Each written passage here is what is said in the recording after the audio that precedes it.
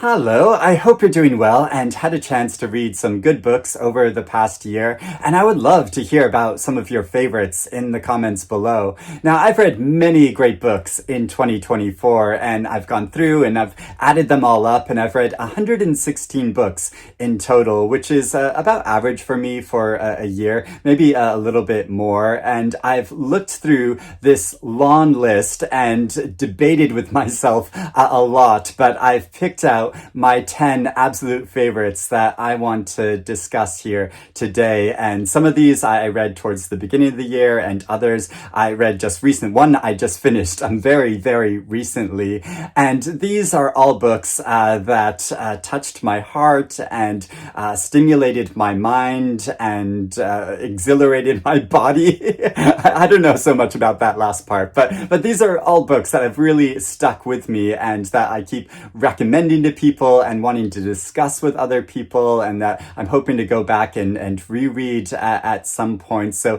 I'm going to go through and discuss why I think they are all so special. And it's been really great discussing some of these books with my online book club and reading them together, the whole process of discussing them as we're reading along, and then giving all of our thoughts at the ends and seeing everyone's different point of view. It's really enriched my reading experience. So it's been wonderful being part of this online book club. So if you're interested in joining that, I'll put a link in the description below if you're not a member already. But for now, I'm going to go through each of these books and give brief descriptions of them and why I think they're so extraordinary. First, there is My Friends by Hisham Matar, and this novel begins with a young man named Khalid who travels from his homeland of Libya to the United Kingdom to study, and here he gets caught in a skirmish, a real historical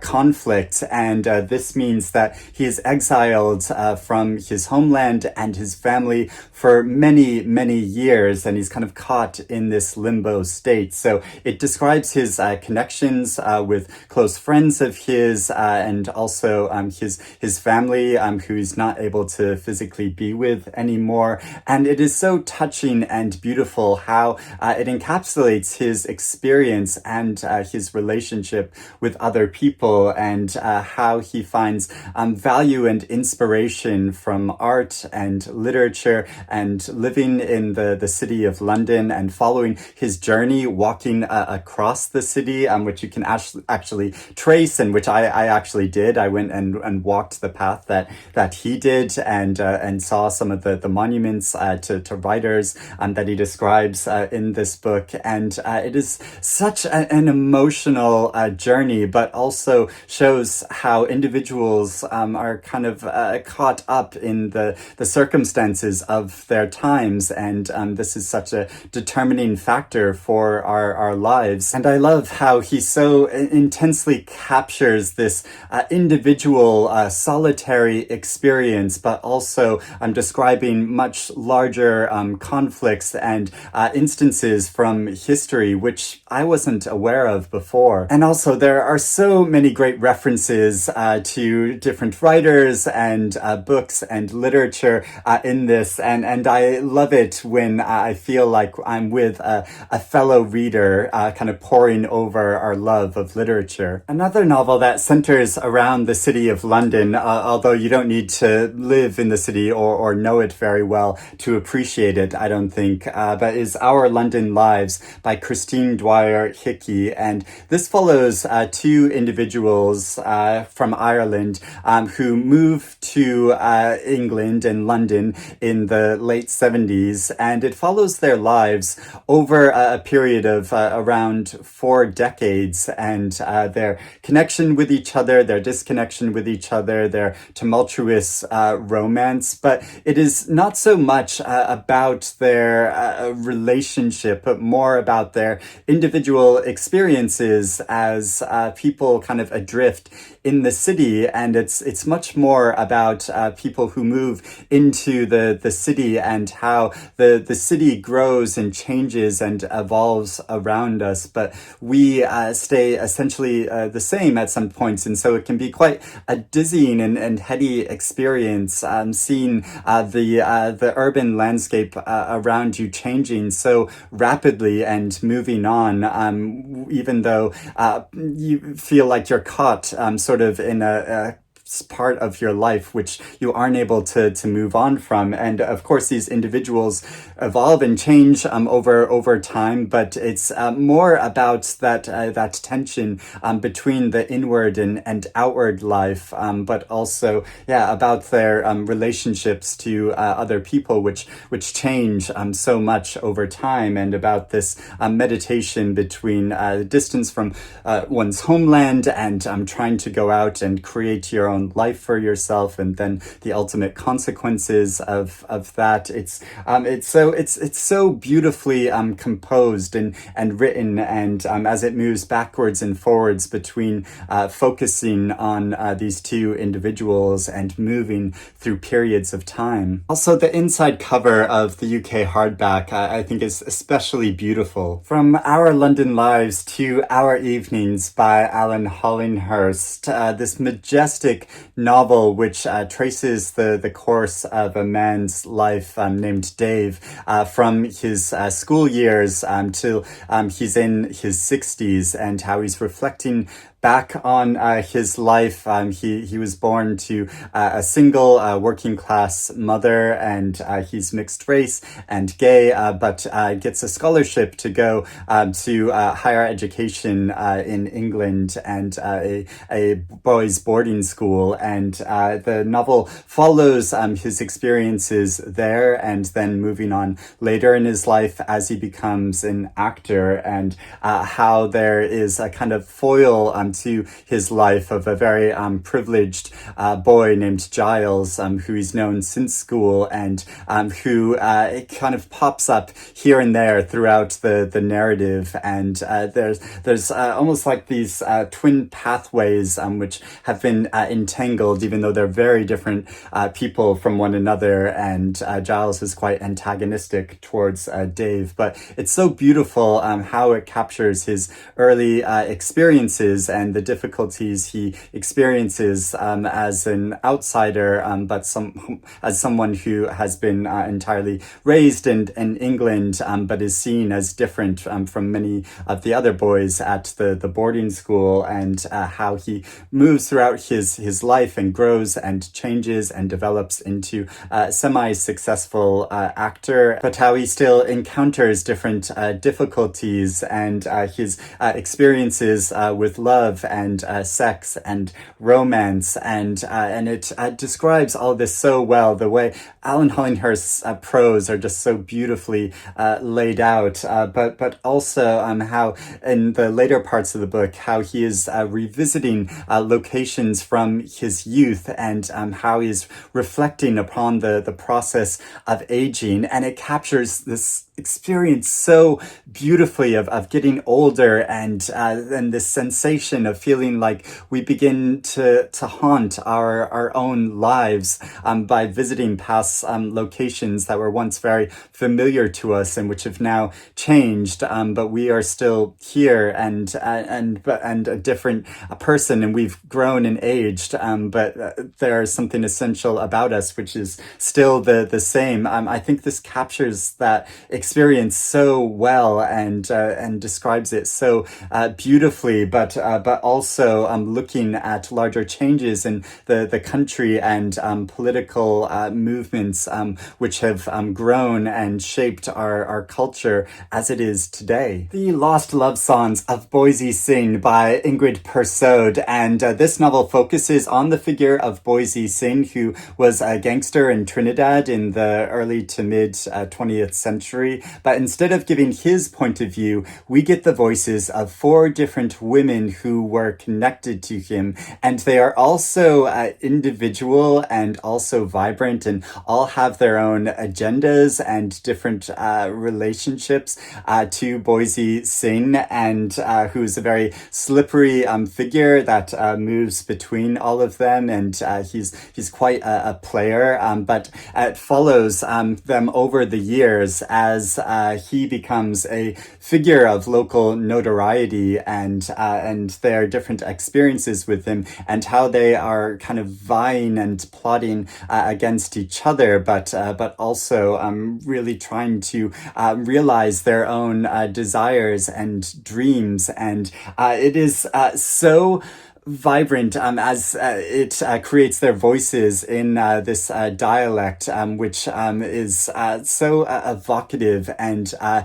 at first is slightly hard to follow, but once I got into the rhythm of it, I enjoyed following them so much. It's so much fun to read, really funny, but also really touching and moving at different moments, following them over the years. And I just think it's an incredible achievement to create so many different voices in this way, which I was compelled by all of them and really riveted throughout the entire story. And it is such an epic journey that also says so much more about Caribbean life and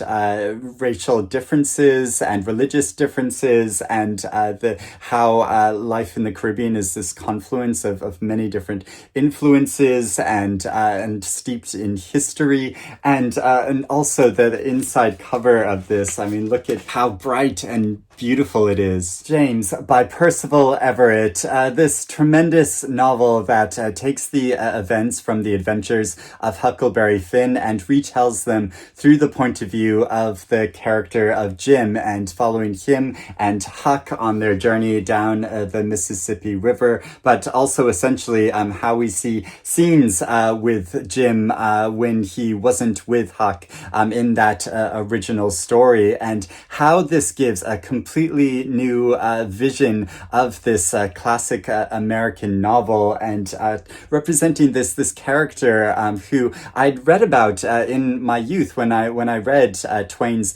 story, and who I just thought of in this kind of limited way, but then opens up his experience to give an entirely new view of this story, which of course I should have thought of, but hadn't at the time when I was reading it, because I was just a child, and I just sort of took it at the face value of what Twain was relating. And this novel is both a tribute to that original classic story, but also builds upon it in a way which I think is so essential and vital, not just for Twain's story, but to understand literature in general, and to think about it in a more dynamic and complex way, with the characters and the story that we're presented with, to try to think beyond the boundaries of the narrative which we are told. And the way this novel focuses so much on language and how it is used between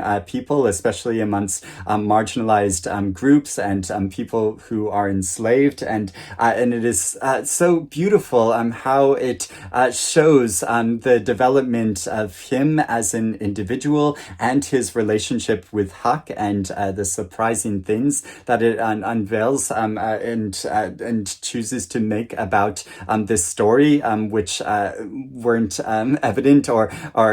but could have been an interpretation on Twain's original story. It's just tremendous, and I think you do need to have read, or at least be familiar with that original novel to really fully appreciate and understand this story. Although it'd be a really interesting experience to read this book, and if you hadn't read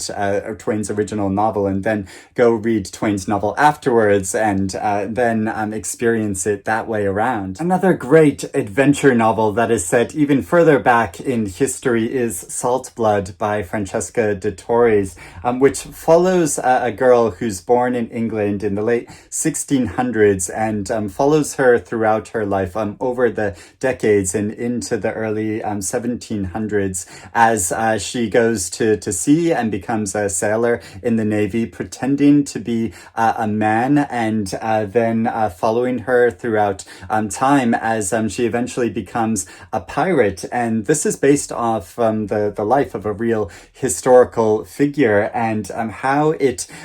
creates this journey in such a evocative detail. The descriptions in this are so vivid and alive. I felt like I was really there, and I love a good seafaring adventure in this way, but also how it explores her identity and her relationship to her gender and her sexuality over a long period of time as she changes and presents herself in different ways, but also has different romantic encounters. It is so beautifully done and really rich in creating this life so vividly and powerfully, and I was just swept along for the entire journey and loved it all along the way. There are Rivers in the Sky by Elif Shafak, and this novel is truly epic and encompasses so many different periods of time. The story starts in ancient times and then moves into Victorian times and then into more modern and recent times, and primarily focuses on three different characters from different periods of time and their surprising connections to each other, which we only discover over the course of the narrative, but also following their individual stories and struggles, and how they and all of us really are united through water, because it also traces the path of a drop of water throughout periods of time, many different periods of time and eras, as it changes and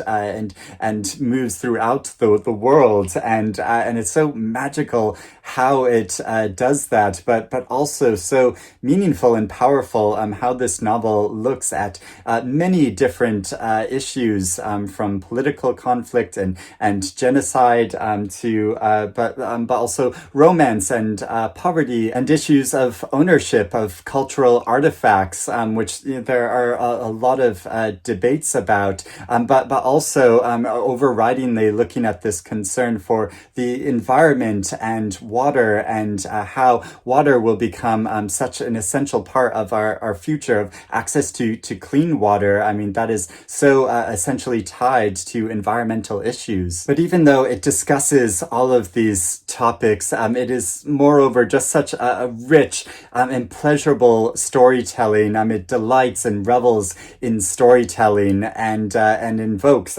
one of the oldest tales in the world, the Epic of Gilgamesh, and describes the journey of this story throughout time, but also individual stories and the stories of communities and families, and how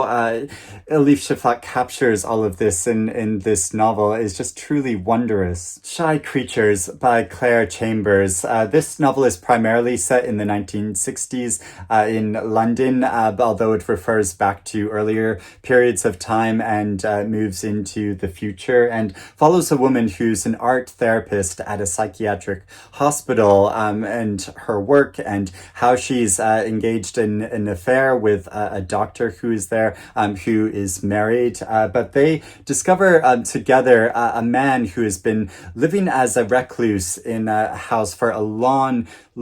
period of time, and the whole mystery surrounding this man who's brought to the hospital, and they gradually uncover aspects of his past and how he has come to live like this in such a secluded way, and it is really moving following that journey and the uncovering of this mystery and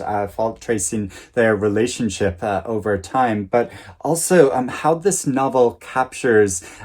shy personalities of people who are reticent, who kind of prefer to sort of hang back and not be involved in this thing. I think is so beautiful, because it's so rare to find this in a novel of kind of tribute to people who are shy in this way. And I count myself among them. I think I'm better than I was in the past, but I've always been kind of labeled as a shy person. And so I really connected with this novel in that way, and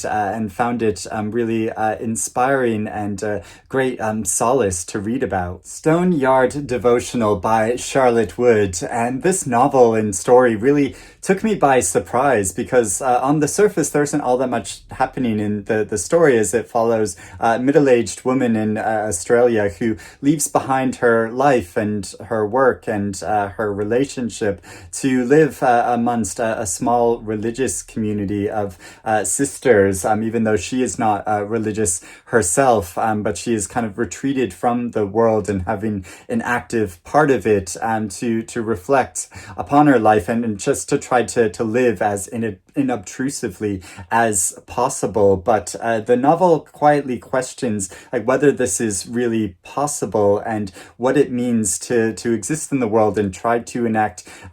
change in a way for good, and but the difficulties of this and facing all of the world's problems, but also dealing with your own individual experience and hang-ups and personalities and relationships from the past. And so it follows her as she has interactions with people in this community, and how the community is going through its own issues as it's experiencing a plague of mice, and they're trying to retrieve the body of a sister who died in devotion to her service to a community of women, and who died in this really harrowing way, and paying tribute to her, but also dealing with another personality of a figure from her own past and childhood, who is a very difficult person, but who experienced so much difficulty, and who is trying to do good in the world. So it's asking all of these like large questions about like how to live now, really, and how to enact positive change. And I think we all sometimes speculate about what would it be like if we just walked out on our lives and tried to start completely new somewhere else, or just tried to live in solitude somewhere. So this follows that in a really meaningful and poignant and poetic way. And finally, there is a book which I only just finished reading, but which I think is so striking and original, and also grapples with a lot of these big questions about how to live in the world now, but is also, I think, one of the best books that I've read in a long time. It is Aerth by Deborah Tomkins. It's quite a slender novel, and one that is really difficult to categorize because it's part science fiction, part dystopia, part coming of age story, but also it is so unique and its own thing. And I'd also describe it as kind of like if you kind of mash together like Orbital and Glyph by Ali Smith, which are also both great books, but it is also like dealing with a lot of issues that these novels are exploring, but also from a different point of view. And it's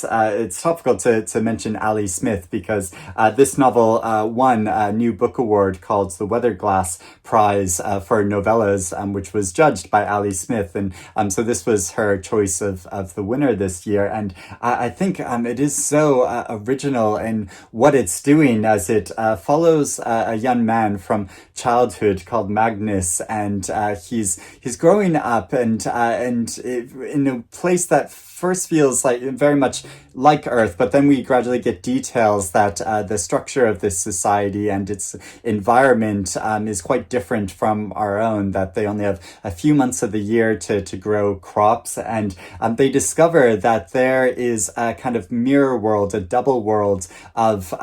Earth, which is spelt another way of URTH rather than Earth, like AERTH. and which has been on the opposite side of the sun, so we haven't been aware of it. But as Aerth starts to colonize Mars, and as Magnus travels there, they discover this other planet and open up communication with them. And it is a kind of mirror to our world, or this world, but instead of experiencing in ice ages, they are experiencing increasingly hot climate, and but also there are different things about this alternative society in how it's structured, that it's or focused on the individual experience and capitalism, and it's overcrowded, and there are these kind of like twin systems of the world. But what this is all really exploring is like different structures of society, and how they're pockets of both individual experience and social communities, and how we live, and really questioning the choices we make, and following the development of us through life, and as we gradually interact with the world and become a part of larger society, and the responsibilities and challenges of that, and asking questions about where we are going in our society and environmental change. And so looking at these big, large-scale issues, but through such an individual focus, which is so powerful and original, as it explores his point of view, and the movement between reality and fantasy in this novel is so carefully balanced to give a really different outlook on the world. I think it's an incredible new book, and I'd really encourage more people to read this. So those are my top 10 reads of 2024, and I'm sure there are many books that I've missed out on, and that I haven't read yet, and so I'd love your recommendations of your favorite reads or other books that I should be on the lookout for. So please let me know about that in the comments below. But after hearing me discuss these books, I'd also love to know if you are inspired to pick up one or more of these books, or if you have also read them, what you think about them, if you agree with me or you disagree with me. But I would also love to hear about how your reading year has been. How's it been for you, and what have been some of your tops or maybe bottoms of the year? I'd love to hear all about that and keep discussing it. But I hope you're doing well and reading good things, and have a very happy new year. And I will speak to you again soon. Bye-bye.